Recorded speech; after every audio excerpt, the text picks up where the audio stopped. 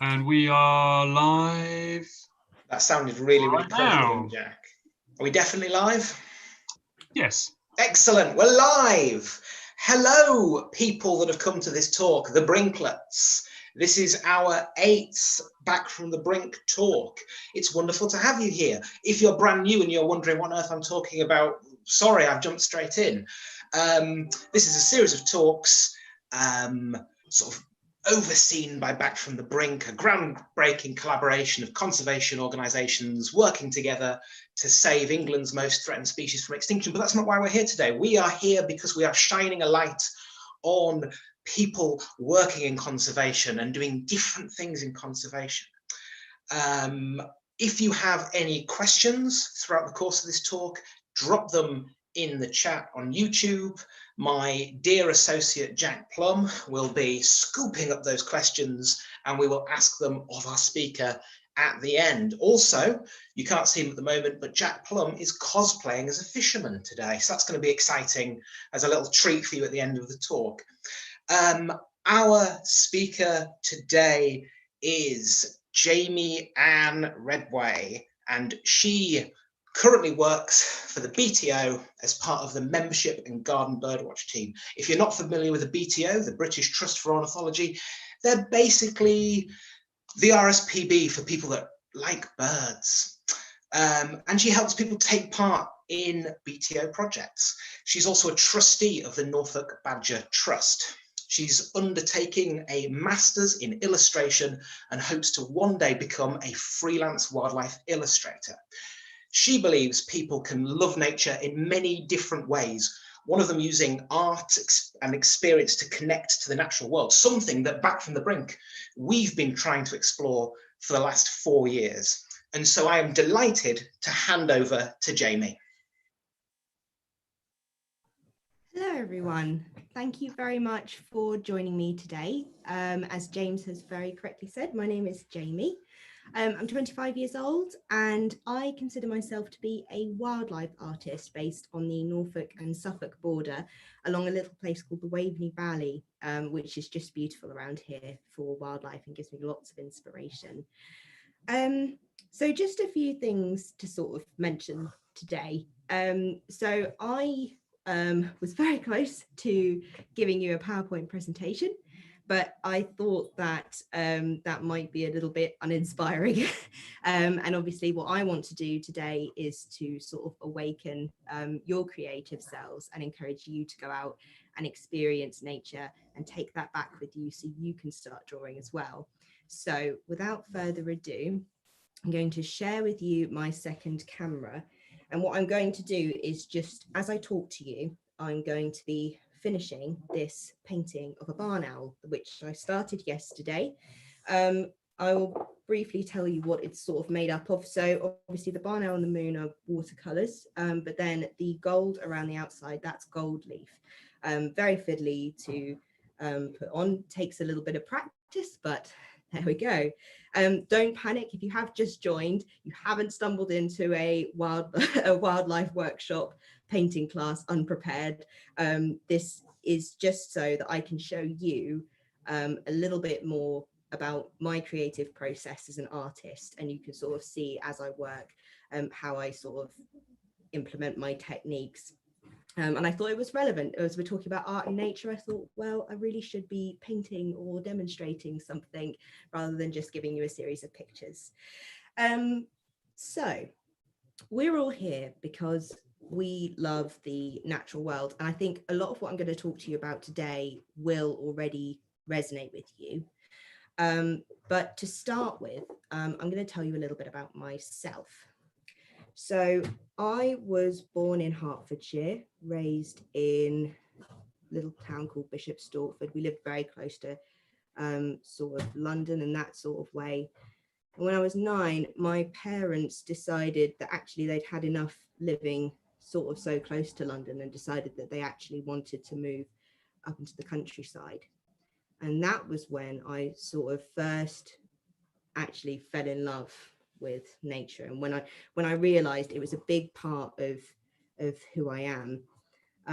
Things like seeing a red fox on my driveway one late evening, It was all just magical experiences for me that I've always kept with myself as I grown up and discovered what I'm passionate about.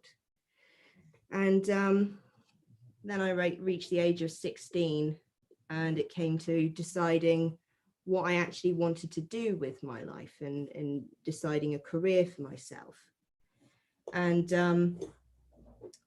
of course, I told my careers advisor at school I wanted to work with wildlife, I wanted to work with nature, and specifically wolves. I said I really love wolves. I would like a job working with wolves, please. And she gave me a very funny look and said, well, maybe vet nursing might be a more kind of appropriate starting point instead. Which, I was a bit sad that I couldn't immediately fulfill my dreams of working with wolves, but there you go. So I did animal care at college, and that's when I first learned the sort of main principles of ecology. And I just fell in love with ecosystems, how wildlife can sort of all be connected and work together to create the world that we live in today. Now it's all linked in with each other. Sorry, I will mention I've got a dog who is very he's blind, and if he hears a noise that he can't work out what it is, he'll start growling and barking. So I will do my very best to pacify him as I talk. So I really started, after I developed my love for ecology, did a degree in wildlife management and conservation. And that was when I sort of started painting wildlife seriously. That was when it became an actual hobby for me. I painted things to learn, mainly to learn more about the creatures that I was studying, the habitats that they lived in. And it became a real way for me to unwind and connect with my course more, especially, as I started to leave university. And so, yes, from there, I worked at BTO and began drawing birds a lot more. That was really quite, obviously, naturally, when you're surrounded by so many amazing, talented scientists, you begin to sort of become more and more inspired about that particular subjects that they're studying as well. So I took I took a lot of inspiration through my job, particularly working in garden birdwatch and working with the Garden Birdwatch project.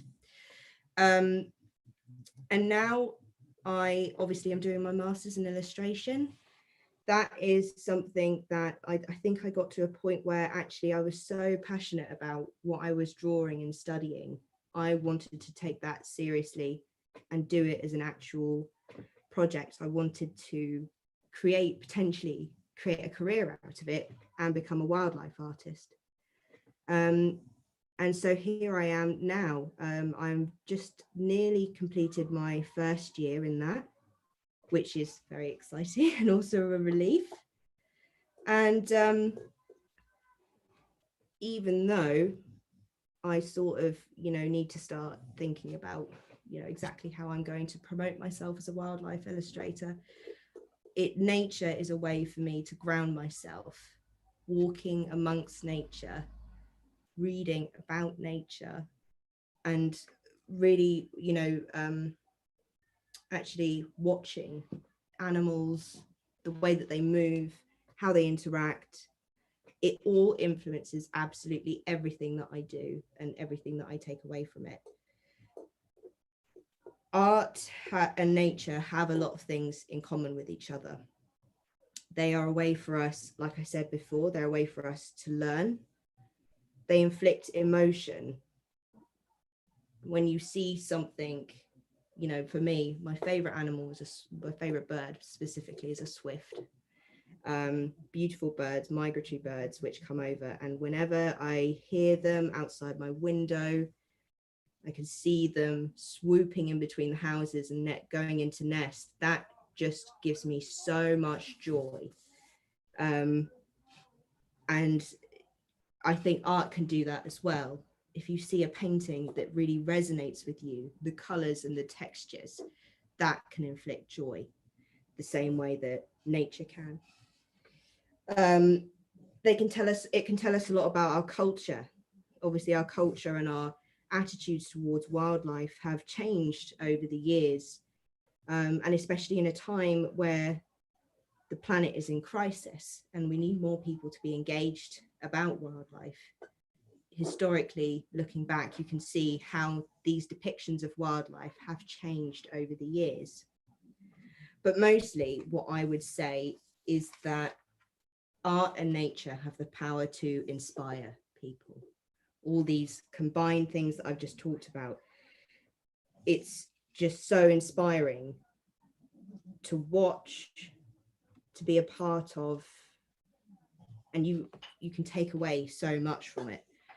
As an illustrator, my job is to tell stories, use visual communication to tell people about the natural world, things which some people, depending on the communities that you live in and your personal experiences, some people might not know an awful lot about. And obviously, like I said, we're all here because we love wildlife, but imagine trying to convey the importance of habitat loss to somebody who has never experienced that habitat before, never seen the species diversity and the amount that it can enrich an area and a landscape, its contribution to a landscape. Having to communicate that visually is a way for people to build that bridge, to make that connection. And I think that really, mainly, it helps people to just feel that little bit more connected about it. Like I said, the planet's in crisis. How are we supposed to get everybody to love and to care about the natural world when they have had little to no experience of it? And I think that's what really kind of led me to carry on with this journey that I'm on at the moment, just to try and convey that message as best I can with potentially people who are going to be critical, and it help to inspire the next generation in protecting the planet. Another thing I would mention is that obviously both nature and art can trigger a sense of nostalgia. For me, the sound of pigeons and collared doves sort of cooing, that noise, that takes me back to my childhood when I was playing in the garden at dusk and the late evenings of summer. And I think that being able to trigger that nostalgia will make people have that emotional attachment again and put them in places where they might have once visited, make them feel those emotions all over again.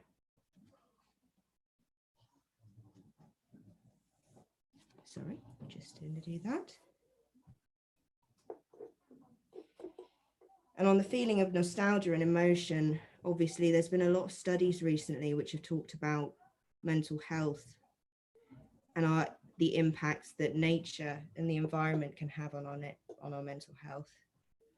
I'm not ashamed to say that, I have struggled with mental health previously, and both nature and art provide me a creative outlet to improve my well-being and support my well-being.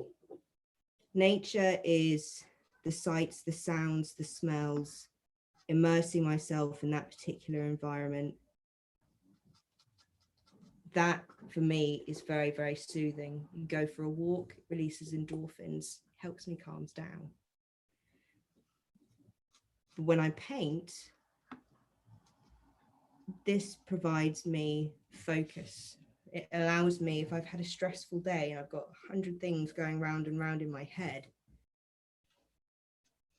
this allows me to just completely switch off from whatever the day is thrown at me, and allows me to reconnect with myself, and reminds me why I'm doing this, what I'm actually trying to achieve when I paint, when I go to work to do my job, when I'm stressed about my coursework, as I'm sure a lot of people can be.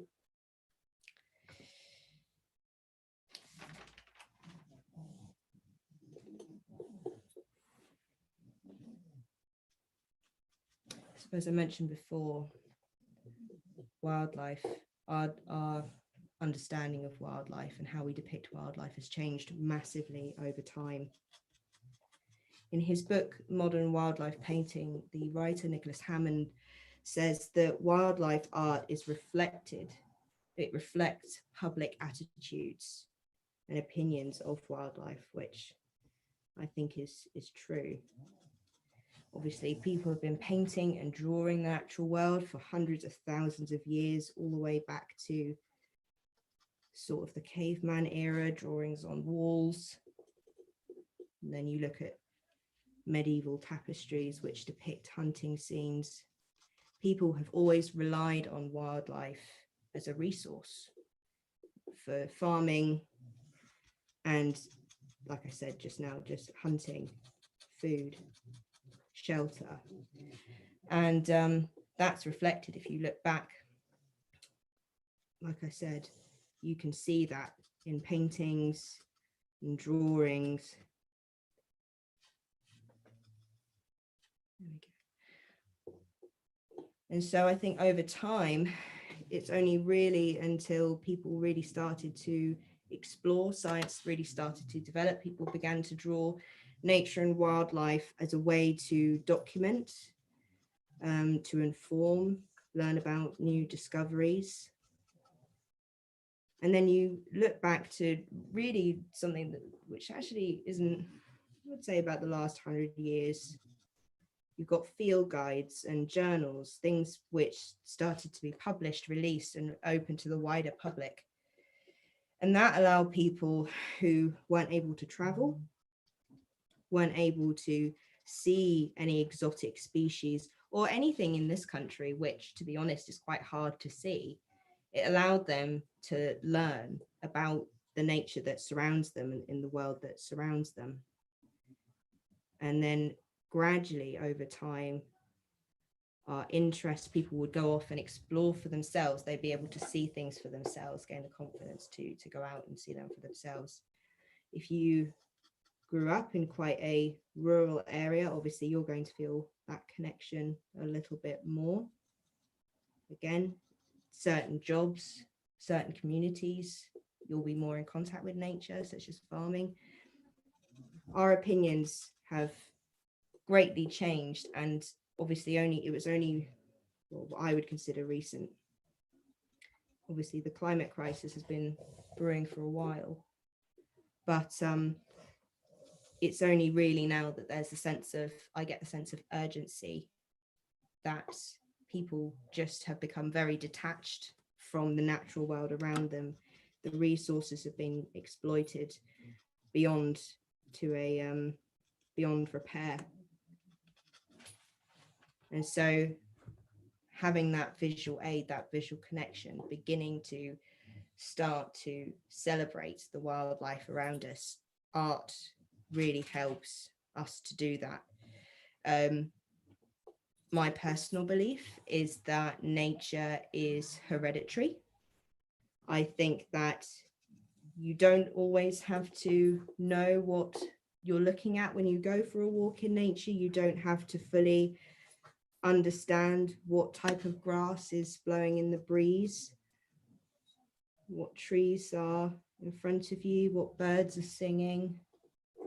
When you are out there in that environment, you can't help but feel, and it goes back to your well-being, you can't help but feel that nature is just wonderful, really. So capturing movement, that experience of going out into those places and experiencing all the sounds, the sights and the smells. Art then helps to bring those experiences to the people. And like I say, it breaks down barriers. And I think especially now that more scientific research has been published about particular challenges that species are facing. Obviously, scientific research isn't for everybody. There's a lot of jargon, lots of papers, lots of figures and tables and data, which can be very, very hard if you aren't from the scientific community to follow. And again, this goes back to the, we want people to understand the urgency of what's happening in the world, using visual communication to highlight those key messages, and at the same time reinforce our love for the natural world, which I think is deep down, is always there, is incredibly important. Art also is appreciated in many different ways by all sorts of cultures, creeds, religious communities, from different geographical locations. People will both in some ways appreciate art and nature. It brings communities together. I have noticed that it brings people together. And again, it reinforces this emotional attachment that we have to our wildlife.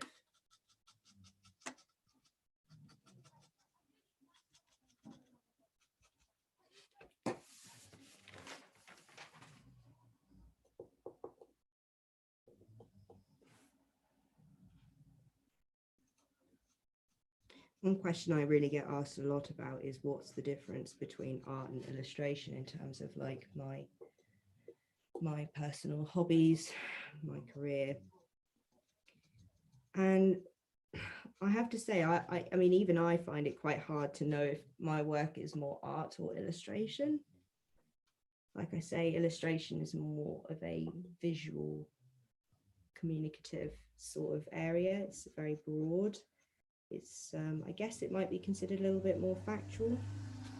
Art is very expressive. Like I say, there's a lot more of an emotional element in there. But both of them have the ability to influence people's behavior and potentially change people's minds for the better. A fantastic example that I'd like to share with you is the artist and illustrator Jackie Morris, who is a very big inspiration to me. I first discovered her work when I worked at the Wolf Trust for a few years, or volunteered at the Wolf Trust in Reading for a few years. And she uses both watercolor and spoken word, poetry, music to inspire people, particularly of the younger generation, to become more actively aware of habitat decline and re-engage that love for nature, especially in schools. And people watching probably have heard of the book The Lost Words, which he co-wrote with Robert Macfarlane. And that is, I mean, I was thinking about many different examples here before I came today. And that one keeps coming up in my mind because it is just such an influential book. It centers around certain words being removed from children's vocabulary, such as kingfisher, bluebell, acorn. And each segment of the book focuses on poetry and really re-engaging people's love, accompanied by beautiful illustrations by Jackie. It really encourages people to start exploring those elements for themselves and encourages young children especially to be more interested in nature.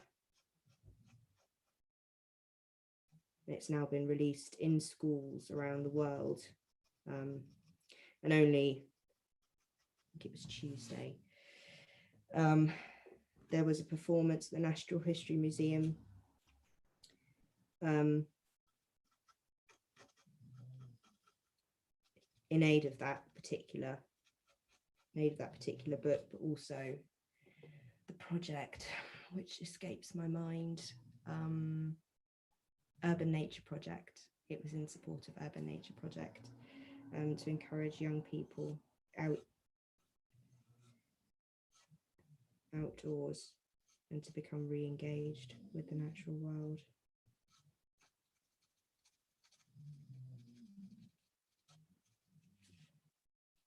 Oh, I've very neglected this area over here. Okay. So I think when I was preparing for this talk, the question that came up in my mind most was, what was it about nature that inspires me in particular? And how to convey that is actually really hard, because there are so many things that I love about nature and how it influences my work. I love the randomness of it, how you can never predict what you're going to see, the magical moments that you're going to experience when you're out there watching. A good example of this is badger watching. I've been badger watching, lucky enough to go badger watching a few times now. And it's a very hit or miss experience. Sometimes you don't see badgers. They can be very shy. Other times you do. And it's beautiful, because badgers aren't a commonly seen alive, unfortunately, anyway. And so when I come back and when I want to draw badgers, I really try to convey what I've seen, how they play with each other, how they interact, the noises they make and the emotions that they convey there. Obviously, I'm drawing a barn owl today, and very fortunate as well to have lots of barn owls where I live. Barn owls are I find them just magical birds. I really do. Whenever I see one, I'm just breathtaken by their beauty and their grace and elegance. And so again, that's sort of why I painted this with gold. I wanted to show their sort of regalness, if you like, as a species. And they're almost king-like. And the way that they hunt is very inspiring.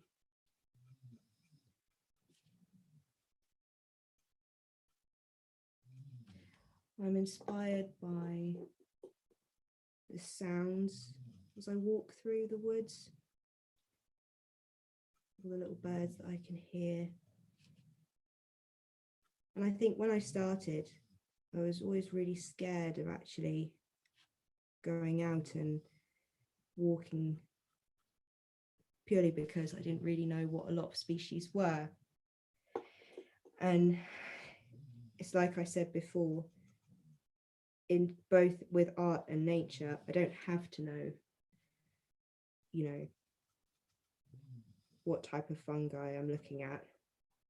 The same way as some people will go to a gallery. I know how I have been to a gallery and not had a clue what certain paintings have meant or the themes that they're trying to convey. But what I would say is that it's the feeling that I get from being both in nature and looking at art and creating art, both match and weigh each other.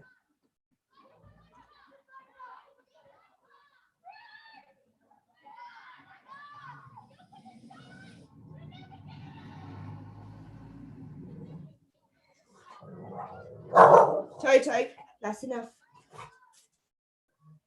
I do apologise. I live near a school, and it's letting out time. And like I say, he's very, he gets triggered by loud noises. But I have to have him in here with me because otherwise he'll start chewing the sofa or something, which isn't good for dogs. Okay. My advice to anybody who is thinking about starting art, exploring various forms of art, be that painting, felting, poetry, drawing, any of it, is first of all, just do it. It's very easy to feel put off by other people. I still suffer incredibly with imposter syndrome when I see the work of some amazing artists, especially in the day and age of social media. It's very easy to get wrapped up into what other people are doing and how other people are doing things. But there really is no wrong or right way to actually start. The first step is to just do it. And don't think too much as well. Just enjoy putting pen to paper. I find myself almost going off in a trance. So I do apologize as I do this, but it is because it releases so much joy for me, just being able to feel how the brush feels in my hand and add these sort of final little bits of detail as I go. So start.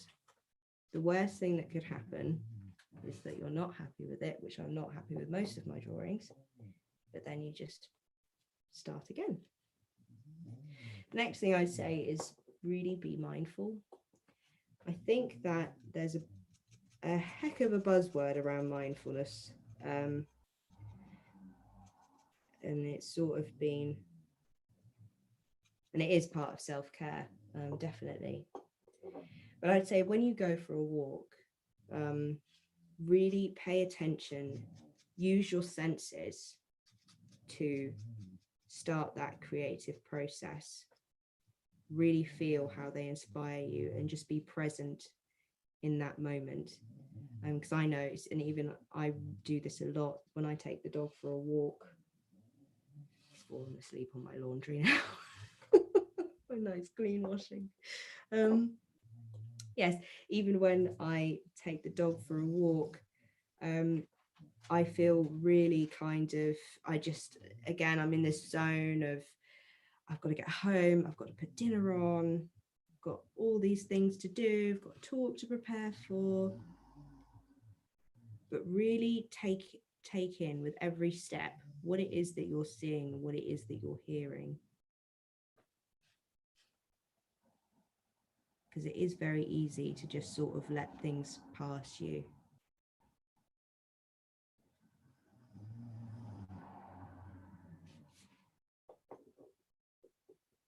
I would also say that on that sort of subject that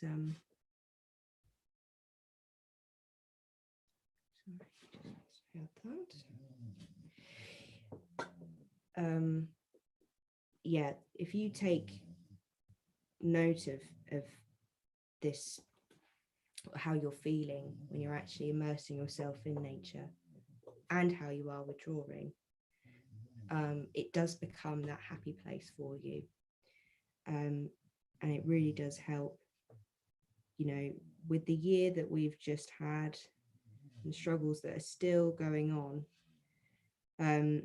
That escape and those feelings that art and nature create is so important. So really just become aware of how you feel when you're painting and drawing, or when you're going for a walk, or take a sketchbook and go for a walk. That's very good. Noting things like colors and patterns and textures would be another tip.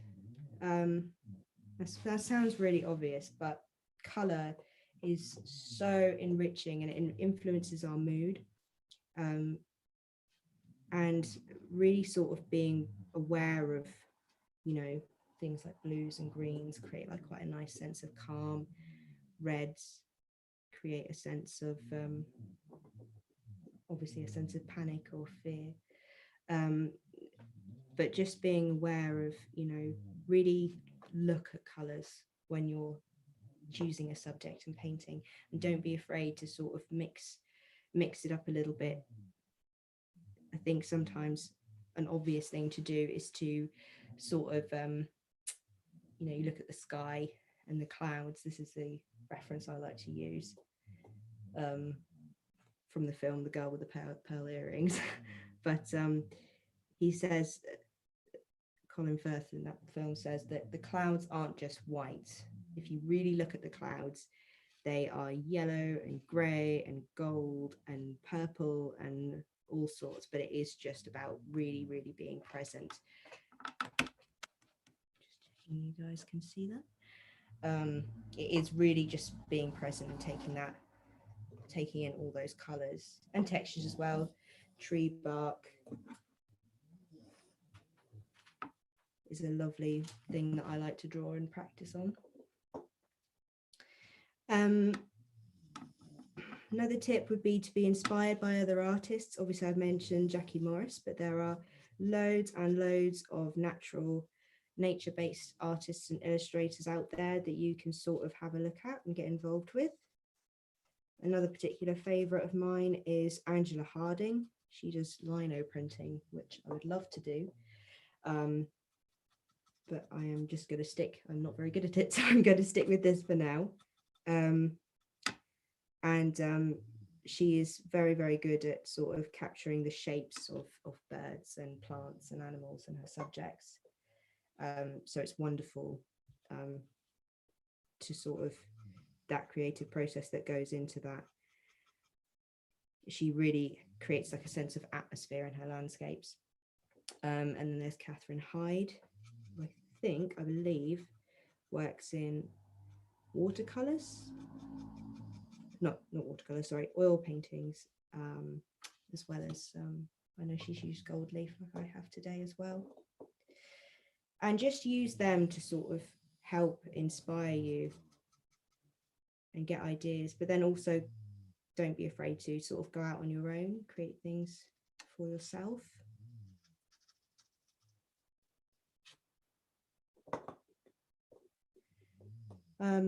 My next tip, there's lots of things really that I could advise people to sort of take away from this.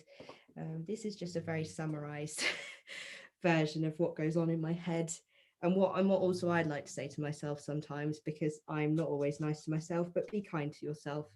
I've recently gone through a bit of a block when it comes to painting and being creative, and nature, just going for walks, you know, sort of really experiencing nature again has really helped to revitalize that creativity.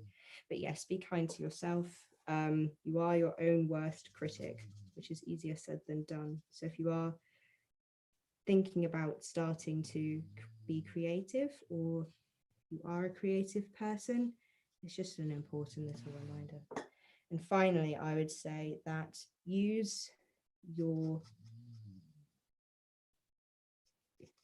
painting, your drawing, your artistic creative side to learn about things that you want to know more about. You know, there are some species which I don't know nearly enough about, and then I do a painting of them and I'm looking at how their body is formed. Barn owls, they've got this wonderful aerodynamic streamlined body, the feathers of which are I think they're serrated so that they're really silent, and just learning a bit more about their anatomy was really fascinating to me. So yes, please do use your curiosity to draw something you haven't drawn before and learn from it as well, because that's really important.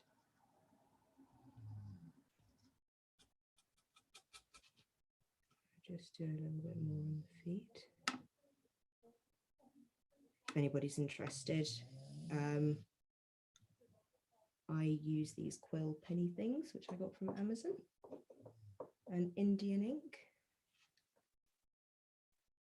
And it just creates this really nice sort of bold texture. So I guess to summarize, I would say that you can experience nature and art in many different ways, but the things they have in common, that inspiration is going to be so critical to inspire other people to want to help and create. You can only sort of, you know, images and text off the television and social media and papers can only go so far. And I think that creating this community of people who can both appreciate art and nature together is going to help inspire people to want to protect the beautiful creatures that we paint and that we want to preserve. I really do hope you have enjoyed my talk. I do ramble on, I do apologize for that, but I hope that you enjoyed sort of watching me bring this barn owl to life. I think he might need a bit more work, but I'm going to hand back to James now. If anybody's interested, I did a podcast about this very subject not too long ago, in which I answered some questions about my creative process. Thank you very much. Thank you, Jamie. That was absolutely fantastic. And it's been really wonderful to kind of watch your owl take shape. And it's been, I don't know, really peaceful and mindful to kind of, watch and listen to you talk. So thank you ever so much for that. I'm going to ask some of the questions that have come up in the chat. I just also want to say that I'm sorry we didn't have closed captioning live on the talk, but when this is available for watch again, we'll ensure that that's in place for those people that weren't able to kind of experience this properly this time around, and I apologise for that. So on to the questions. We've got a question from Katie here, which is, how important do you think it is to have an understanding of ecology to be able to produce the art that you do? I would say that, you know, it sort of depends on the subject that you're painting, and again, like the message that you're trying to convey. You know, for me, things like whenever I draw otters, I sort of like to try and hint towards the fact that they're more of an aquatic based mammal, you know, sort of, and they sort of mainly dwell in rivers and streams. So in some ways, I do think it is, I think as you draw, you learn, like I said before. You'll learn more about, you know, the environments that a species will live in, the food that they eat, and the behaviors that they express when they are eating, or you know, in the breeding seasons. For me, that creates a more realistic kind of image that I'm trying to portray. Obviously, this barn owl is sat on a post, which isn't an uncommon thing to see, but I love to draw starlings bickering and fighting, especially at the moment. They're just going nuts on the feed, going mental, trying to get to the mealworms to feed their young. And I think that, you know, it's great if you can just draw a bird or a badger, but if you can draw it doing something in particular that relates back to its natural behavior and its ecology, it brings that picture to life a little bit more. So yeah, like sort of, and I think watching animals and sketching as you go, or taking pictures and then coming back to sketches, is a good way of creating that sort of full portfolio. No, that's wonderful. Jamie, would you mind unsharing your screen so we can kind of... Sure. Excellent. And I suppose I've got a question off the back of that, which is, do you ever produce art of species that you've never seen or experienced, or do you tend to stick to the things that you've had that kind of encounter with? That's a really good question. That's a really good question. Do you know what? I have to say it's more based on species that I know and understand and like are local to me, if that makes sense.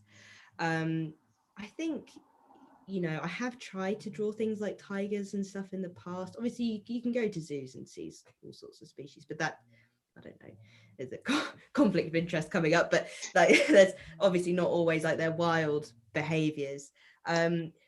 Whenever, you know, I think the only thing that I probably have drawn a lot, which I don't encounter on a daily basis, is wolves. Like I say, I volunteered at the Wolf Trust, and through there saw lots of natural behaviours of them expressing between themselves. So I was able to sort of capture that side of them.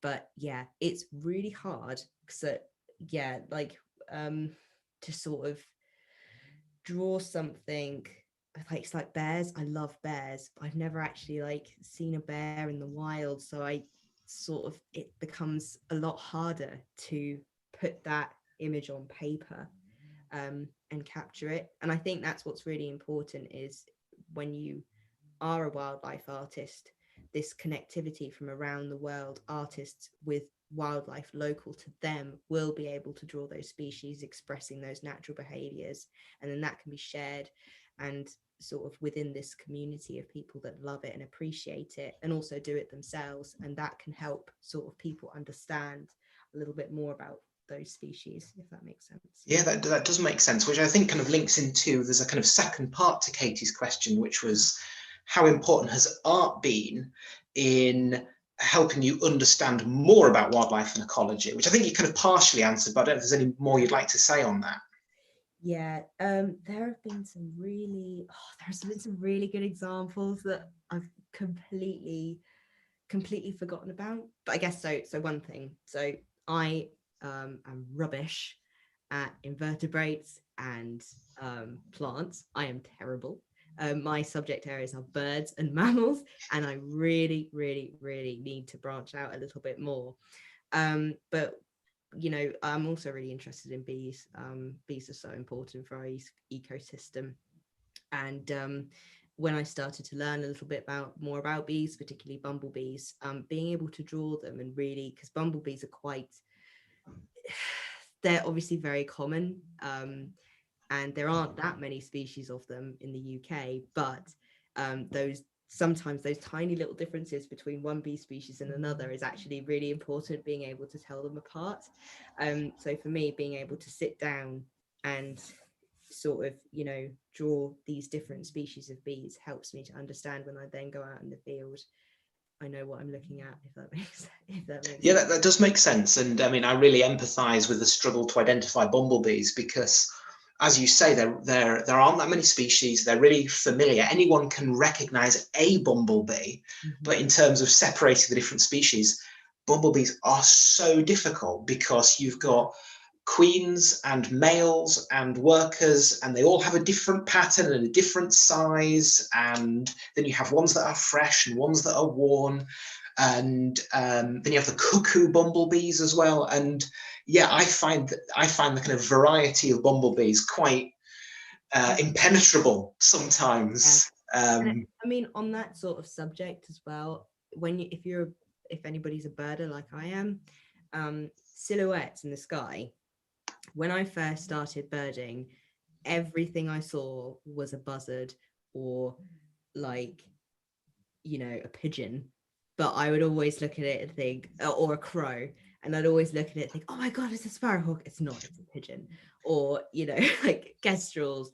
And, you know, like when you're looking at that silhouette, things like cormorants as well, being able to sort of draw an animal, a bird in particular, moving in that flight, really helps to sort of know exactly what you're looking at. So now from a distance, I can easily tell a sparrowhawk, and I can easily see cormorants and things like that. And you start to pick things out, like your brain naturally creates like a pattern in your head when then you go out in the field again, and you can sort of think, oh yeah, that's that and stuff, which is really cool. No, that's wonderful, wonderful. We've just got, this isn't a question, it's just a comment here. This is from, it's from Joel Ashton, lovely Joel Ashton. He just says, this is incredibly beautiful already. He's supposed to be working, but finding it difficult to drag himself away, and wise words too. So Joel's clearly been really enjoying the talk. Thank you. We've also got some comments sort of echoing the benefit of arts and nature in improving mental health. People learn in different ways, and visual emotional connections are really important. Yeah, I mean, one thing with Back from the Brink is we've been really trying to work with artists and communities and kind of present those opportunities, because I think traditional conservation, it's mostly been, if organizations are going to try and engage people, it's been come on a walk, come see the birds, come look at this, let's tell you their names. And actually there are so many different routes to engaging with things as well, and I think you've kind of shone a light on that today as well. And this is probably related to our sort of captioning issues today, but a question from Katie. I'm interested in how to engage better with people experiencing sensory difficulties. So explaining and connecting in different ways. Is that anything that you've had any experience of or any advice on? Very sorry. I mean, I haven't had much experience of me, and I think that's the trouble is that when obviously I mentioned the mindful element and using senses, and it can be very difficult if you are visually impaired or hearing impaired to sort of really experience what everybody else is experiencing and therefore feel connected in the same way. And a lot of like mindful guides, if you like, aren't very helpful when it comes to sort of sort of giving tips to people with visible and non-visible disabilities. But I would say that, yeah, again, it's hard because I haven't had much experience, so I don't want to give anybody any wrong advice, but I would say that find sort of like small steps at a time to sort of engage with a particular element. So if somebody is visually impaired but then they can hear, going out into the woods and just listening to that bird song could be really, really different. It could be a very sort of not different, it could be very, very important. Sorry. I would also say that in terms of drawing, obviously I rely a lot on my senses to be able to see what I'm drawing, and actually then putting pen to paper to try and encourage that. But I'm sure I've heard of a lady that does specific art classes for people who are visually and hearing impaired, and that can be a good route to sort of start off with as well. But I'm very sorry, I don't have much experience. No, well, that's what you've provided is a great starting point. Thank you. Lisa has asked, do you know of people whose route to engagement with nature came from art in the first place? So rather than being a nature person and a bit interested in art and kind of unifying the two, their route to actually engage with the natural world was through the medium of art. Oh, that's really difficult actually, because like it's sometimes not personally, no. I would say that in fact, I might say that I've like the way that I've kind of like because I've always painted and drawn when I was younger, when I was little, but I would draw anything, especially during like my horrible GCSE periods of people. And then I found a subject which I really liked, which was nature, and then being able to sort of have that focus was really important for me. But that's very difficult, because like there's I think the two go hand in hand really well. Yeah, I think you're yeah.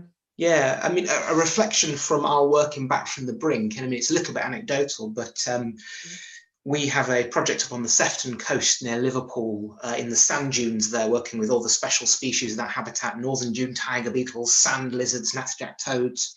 And we have volunteer groups that come out and they do, you know, scrub bashing and digging ponds and clearing sand and so on. But we started running our art workshops where people could come out and do watercolors in the dunes or do cyanotypes and or molding with porcelain.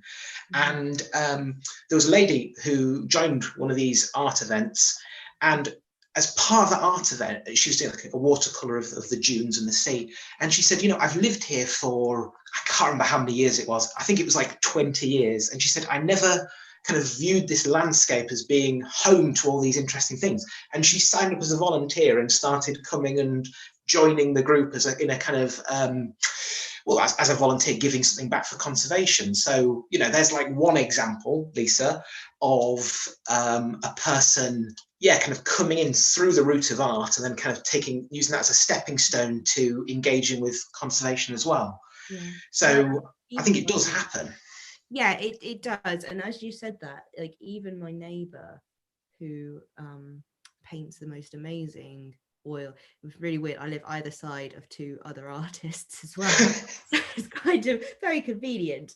But my neighbor who paints the most amazing watercolors, I think he became really interested in birds through looking at going out and painting, but then also looking at the birds around him and stuff. Started to sort of gain a very vague knowledge, albeit, but still a very, you know, important one, and one that he really cherished, just through sort of being out in these places and then looking at the wildlife as well. That's wonderful. Are there any other species that you would love to see and work with in art? I mean, you've mentioned bears.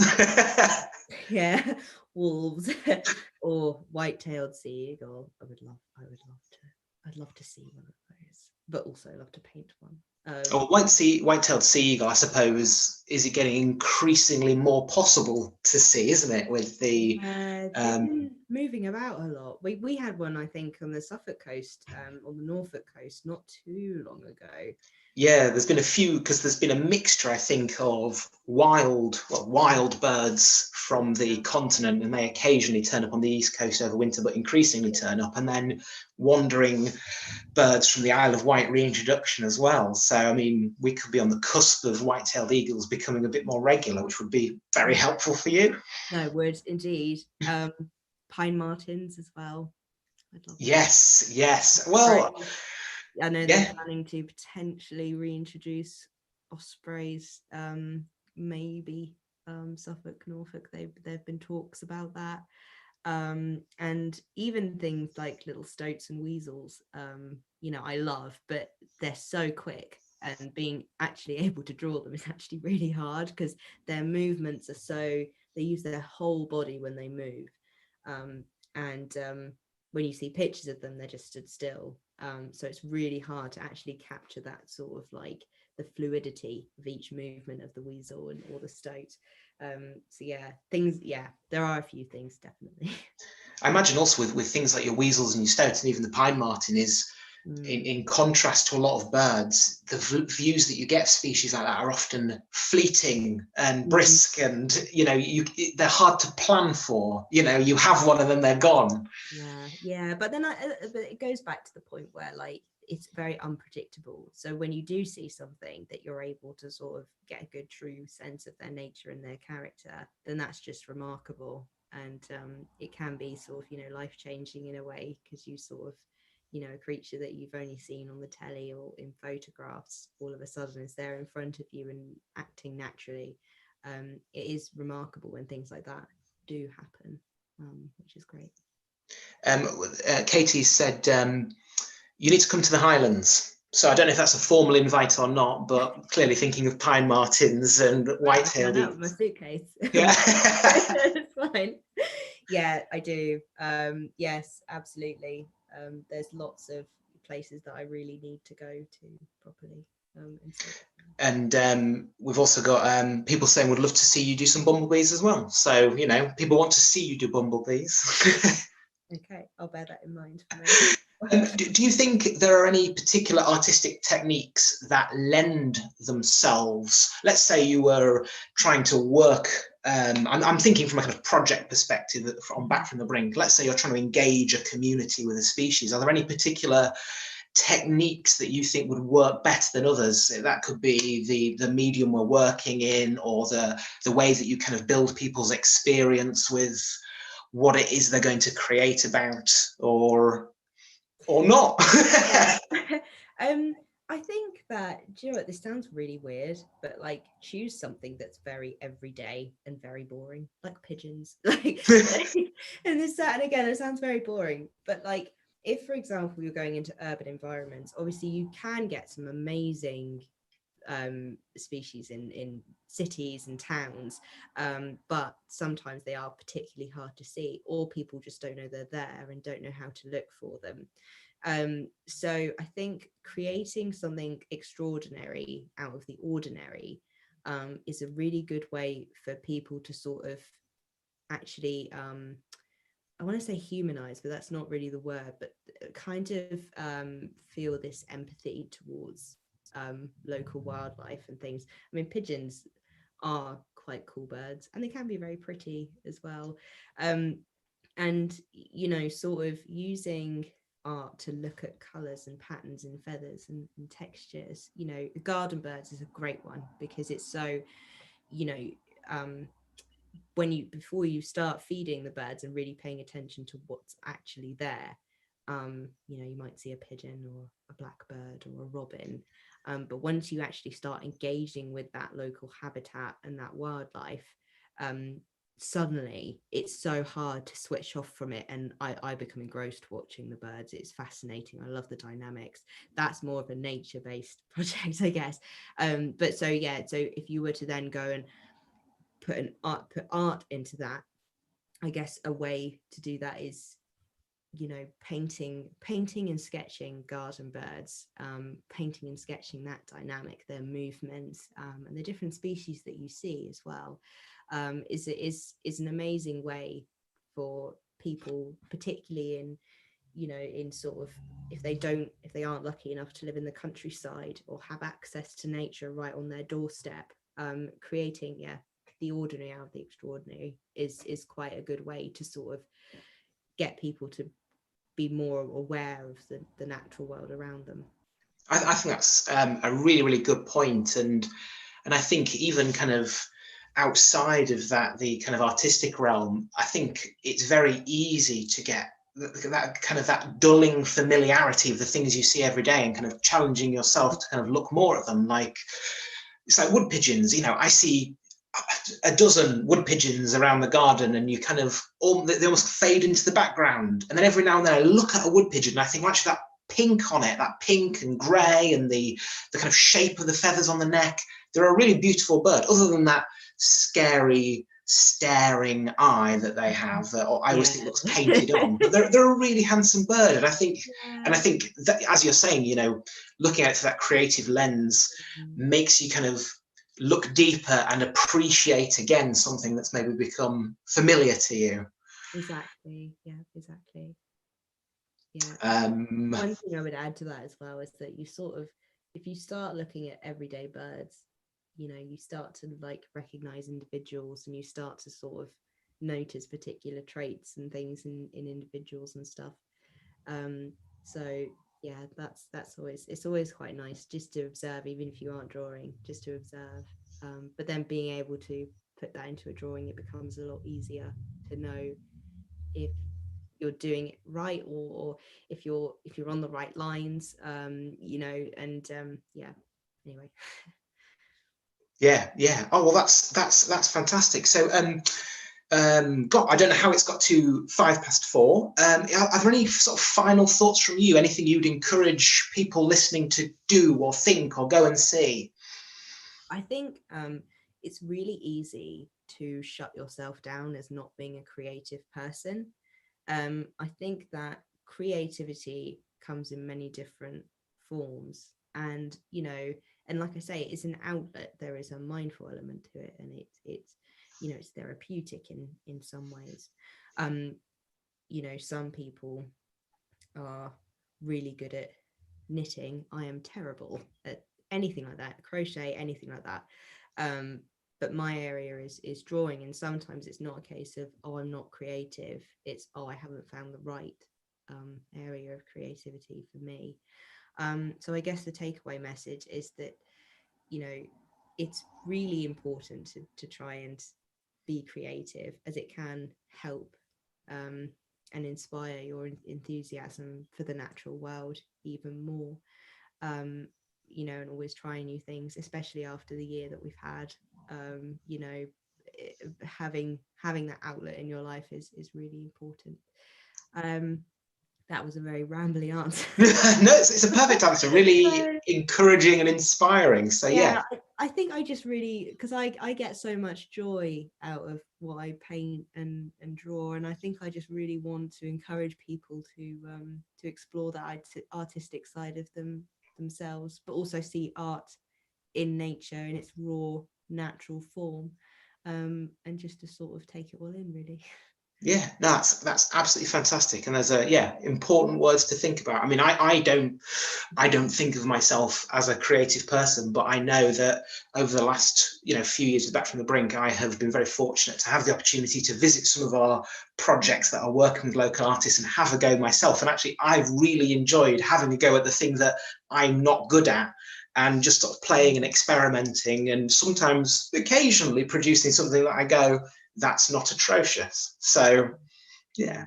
And those visual indicators for in terms of like protecting the natural world, I think that is what's going to be important in engaging everybody to actually want to help protect it. Excellent, thank you. So for everybody still with us, which seems to be a good number of people, thank you for watching this. We'll be putting it up again to sort of watch again, or anybody that started late, or anybody that, if you want to recommend it to everybody, it will be going up again.